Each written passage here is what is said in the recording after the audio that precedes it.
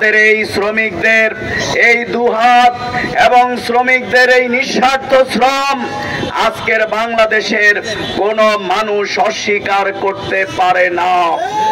যদি শ্রমিক আমার রিকশাওয়ালা, নাপিত, কুলি, মজুর, যিনি দালান নির্মাণ করেন, গাড়ি নির্মাণ করেন, গাড়ির ড্রাইভার, কাজের বুয়া, তারা যদি স্ট্রাইক করে বাংলাদেশে কোনো বাপের বেটা এক কদমও চলতে পারবে না।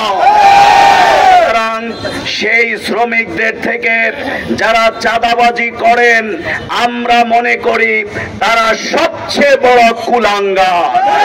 এই জন্যই যারা রাজনীতির নামে শ্রমিকদের এই অল্প টাকায় যারা ভাগ বসান তারাই হচ্ছে সবচেয়ে বড় ভিক্ষুক।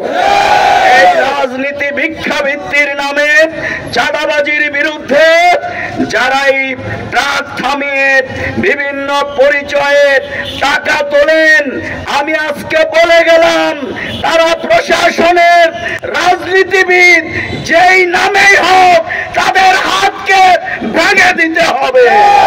আওয়ামী লীগের বিভিন্ন দুর্নীতিবাজ, লুণ্ঠনকারী, ভুয়া মুক্তিযোদ্ধার নামে যারা ফ্ল্যাট বরাদ্দ নিয়েছেন, যারা সম্পদ কুক্ষিগত করেছেন, হাজার হাজার কোটি টাকা লুণ্ঠন করেছেন, রাষ্ট্রকে বলবো এই টাকা নিয়ে এসে সেই ছাত্র শ্রমিক বীরদের মাঝে বন্টন করে দিতে হবে, তাদেরকে পুনর্বাসন করতে হবে, নারী নির্যাতন বন্ধ করতে হবে, অবিলম্বে আমাদের শ্রমিকদের মজুরি 25 থেকে 30 হাজার টাকা করতে হবে।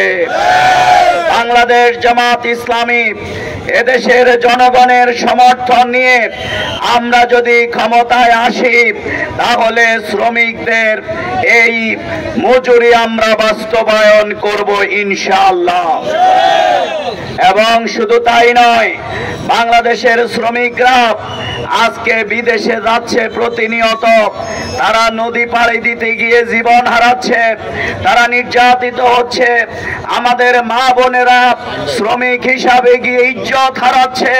কিন্তু আমরা মনে করি বাংলাদেশ যদি সততার ভিত্তিতে, যথাযথ নেতৃত্বের ভিত্তিতে আগামী দিনে আমরা বাংলাদেশকে ইনসাফ ভিত্তিক রাষ্ট্র গড়বার জন্য বাংলাদেশ জামাত ইসলামীর যে পরিকল্পনা রয়েছে সেই পরিকল্পনা ইসলামী শ্রমনীতি বাস্তবায়ন হলে শ্রমিকরা বিদেশে যেতে হবে না, বিদেশের শ্রমিকদেরকে বাংলাদেশে এনে আমরা কর্মসংস্থানের ব্যবস্থা করব।